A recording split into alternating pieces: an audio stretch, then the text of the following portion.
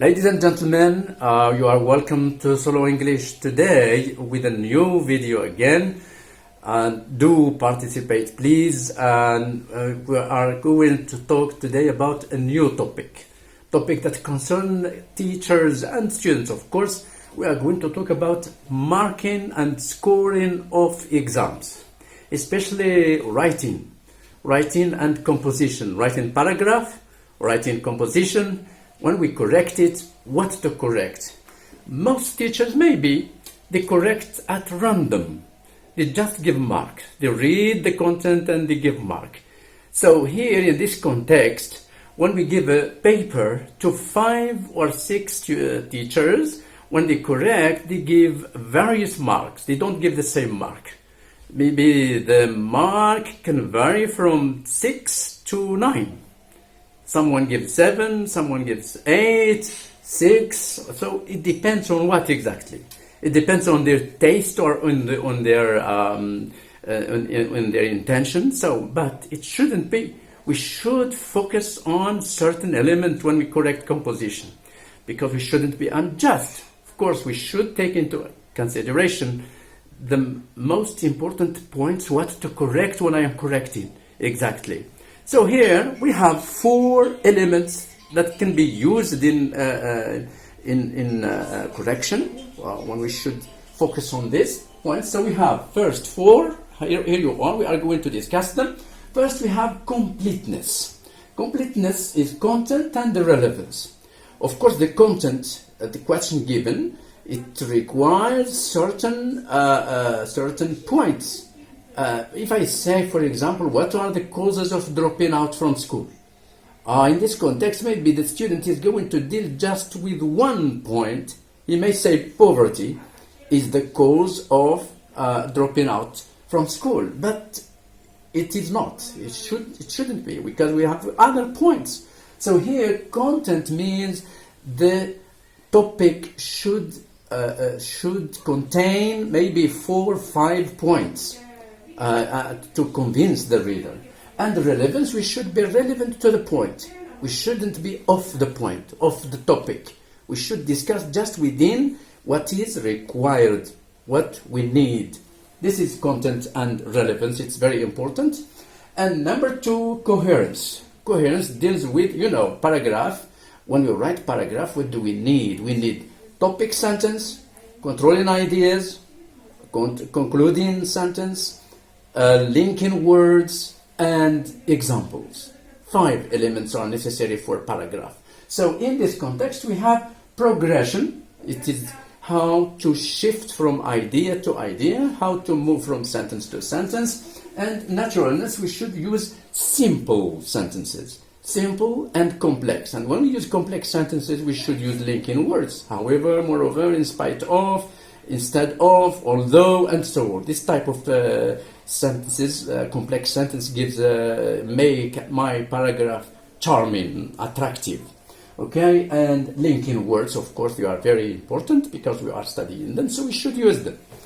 And number 3, vocabulary, expressiveness, appropriate words, appropriate vocabulary, and most students find obstacles, find it difficult to find the word, the appropriate word. So we need appropriate words to express an idea. Accuracy, we should use accurate sentences, correct sentences. The focus is on correct sentences and words, of course. And sentences plus clauses. Clauses, of course, we should use 2 sentences or complex sentences. We should start as, when, after, before, and so on. Okay, and number 4, mechanics. Mechanics deals with spelling. So the words should be written correctly. Punctuation. Most students don't use punctuation. They don't take care of comma, semicolon, point, full stop, and so on.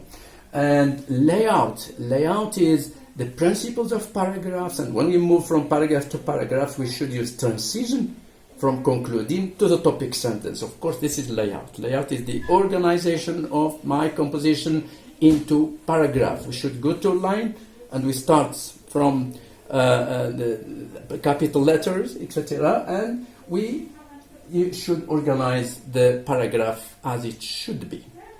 Look at this. We have this scale, how to correct composition. Now we have an example. I have taken a composition and to see how to correct it. Look, we have categories, a range of marks. There is difference here from 4 to 20. So each teacher takes into consideration certain points here. So grammar, vocabulary are very limited words, and sometimes students use just redundancy, repetition of words, inaccurate. The meaning is obscure. Sentences are not understood, maybe. So here it gives 0 to 4. 2, some expressive vocabulary plus complex sentences, but errors hinder meaning. Some sentences are not understood. It is confusing sentences. So this is from 5 to 8. Well-organized fragments. Sentences are well organized. Maybe he uses linking words, the use of linking words, but no organization of ideas. Maybe there is disorganization of ideas, and it's not enough. Maybe he gives just 2 or 3 ideas. So this is from 9 to 12. Number 4, if the meaning is clear of the paragraph, no punctuation. Maybe rarely he uses punctuation. So little variety of sentences. Maybe he uses just simple sentences.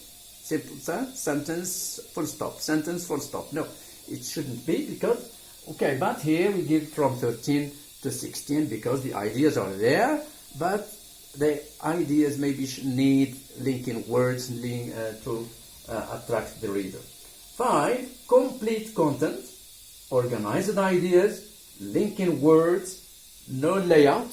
There is no transition maybe from paragraph to paragraph. A few errors. So here from 17 to 20. This is an example how to mark. Here we have how to take into consideration each sentence and each fragment and each paragraph. So we have criteria and points. So we have sentence structure, grammar, vocabulary, mechanics. So from 0 to 5 for each one, and here we have 5, 5, 5, 5, so you have 20 at the end. So let's see how. We have sentence structure. We can give from 0 to 5. You can give 1, you can give 2, you can give 3 or 4 or 5. If the sentence is confused, it's not correct, but maybe some words are correct, you can give 1 or 2. If the sentence is complete and it is correct, you go 4 or 5. So this is how we deal with the content of the paragraph. Grammar from 0 to 5. Maybe the linking words is not used. Maybe the word there is spelling mistake. Maybe there is the structure is not well formed. Instead of using passive, use active, for example. Okay, vocabulary from 0 to 5. Again, here maybe the appropriate words are not used, or the appropriate words are used and they are well written, no spelling mistakes. We give 5 or 4. And mechanics, of course, spelling mistakes and the layout, the organization of the paragraphs and the ideas from 0 to 5. Now, I have an example. This is a sentence given by a student, for example. The topic is describe the first day at school. When you go to school for the first day. So what is the day like? Okay, in the beginning of year, I like to know my teachers and students. I study my class. It is good day of the year. So the meaning is clear. The ideas are used, but there is no punctuation, no good formation of structure. So if we correct here structures, how much I give here? For me, I give 2. Because he needs punctuation, he needs the organization of idea, because the sentence is longer, no punctuation, maybe 2 or 3. So it's up to the teacher to vary from 0 to, we cannot give 0 here or 1. Why? Because the idea is clear. In the beginning of a year, I like to know my teachers and students. So here I know what he means. He wants to contact his teacher and for each subject matter, and who are going to his friends and colleagues in the classroom. So he gathers them here. Here I study my class. It's meaningless. I study my class. It is good day of the year. This is the end of the sentence. So here, in fact, teachers find it difficult sometimes to understand the students, because when we have 100 papers or 70 or 80 papers, it's difficult to focus on these categories and these elements. That's why sometimes we correct at random. We just read and see the content and we give mark. Okay, ladies and gentlemen, thank you very much for listening today to this topic, and it's up to you to analyze it. Thank you very much. See you again next time.